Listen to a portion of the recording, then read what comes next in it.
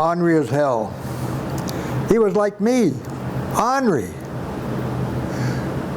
In fact, he and I hardly spoke towards the end. Hey, can you delete that?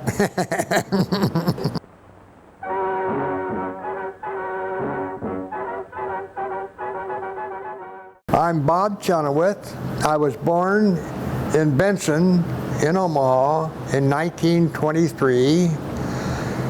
Harold Chenoweth was my father. 1917 heard the tramp of marching feet in every city, hamlet, and town of America. Armies and the beat of marching feet was changing the tempo of industry. The young manpower of America was marching off to war. He was great. He was unbelievable.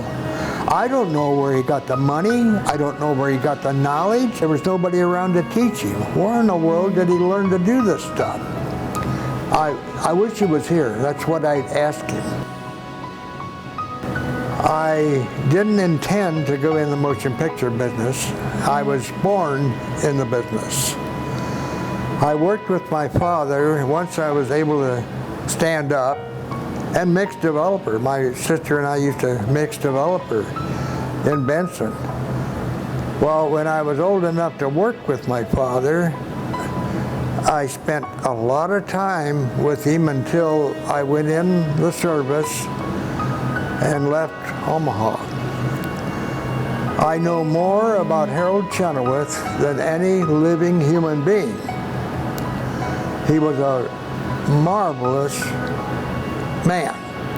Nobody remembered him until I very accidentally, and this is probably the most important thing I can say, it was destiny. It was not, it was meant to happen. It was a miracle that I ever found the film, that I ever decided to restore it, and that I'm still alive to talk about it. An absolute miracle, because he left the film in my sister's basement in Omaha and moved to California. I didn't know it was there until I was visiting my sister in Omaha.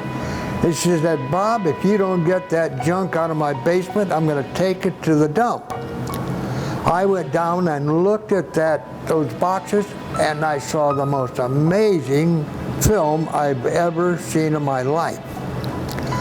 I loaded it into my station wagon, and I took it to California, and I did a stupid thing. I put it in my garage instead of preserving it in cold storage like I should have done, but I was lucky. I didn't get around to working on it for quite a while. I was busy with my own business. And then I really went to work. And then I got it in a more protected environment. I found stuff that I couldn't believe existed. And because I had been in the film business in the Hollywood area for many, many years, I had many connections.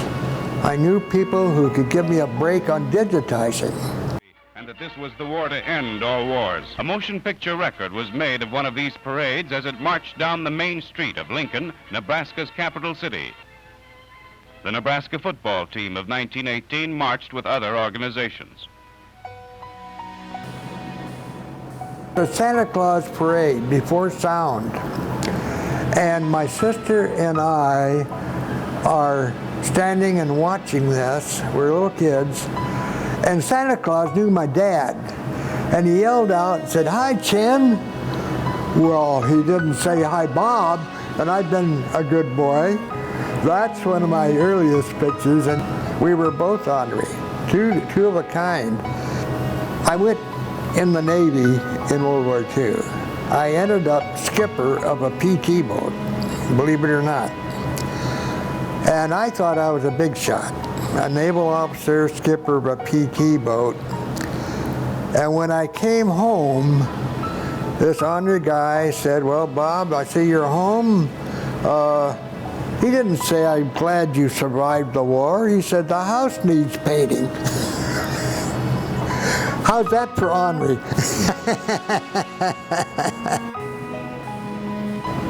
One of his most progressive things during the 30s was newsreels, sponsored newsreels to the theaters. The girls are most proud of their bread baking. They have been taught the importance of using only the very best kind of tested ingredients and care in each step in the baking process. They carefully weigh or measure each ingredient used and keep careful checks on time and temperatures in both the mixing and the baking.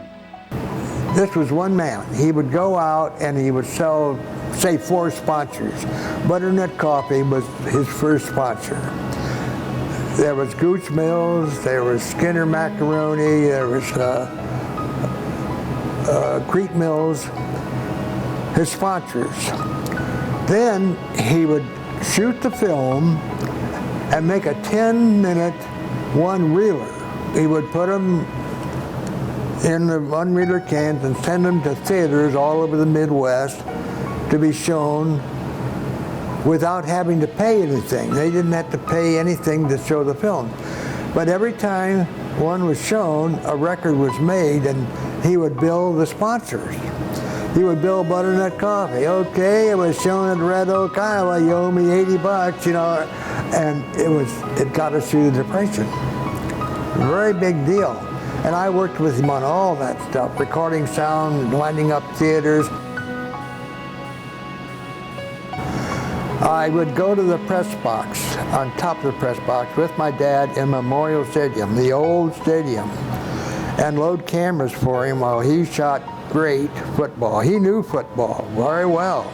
And instead of the big cameras that the newsreels had, my dad was using a spring-loaded 100-foot camera, and it only went 90 seconds, and he had to take another camera, which I was reloading under a jacket, a leather jacket, and we would trade cameras, and he would continue shooting, and he was good. He knew football. He could anticipate a pass play or an end run, which helped him a lot. On another day, the inquisitive cameraman is in Lincoln. Who are those 2 men in the distance? Well, well, it's Nebraska's All-American Samuel Harrison Francis being interviewed by that most sagacious of Midwestern sports editors, Frederick Ware of the Omaha World-Herald. He had passion. He had to do what he did. My favorite footage, that shot by my father, was the reception after my wedding to my wife, Gloria.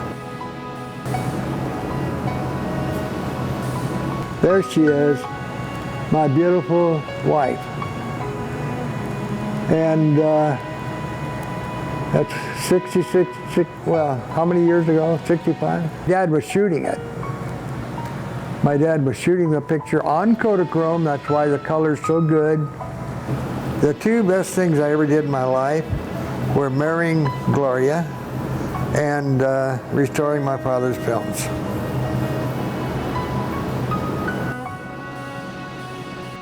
The cameraman moves closer. He's getting curious again. Well, it's Jean Gallagher, Queen of Exarban, and here is where the Queen of Quivira meets the King of the Cornhuskers. And we would call that a good day's work for any cameraman. I love restoring my father's memory. I was not too friendly to him, but I've made up for it, I think.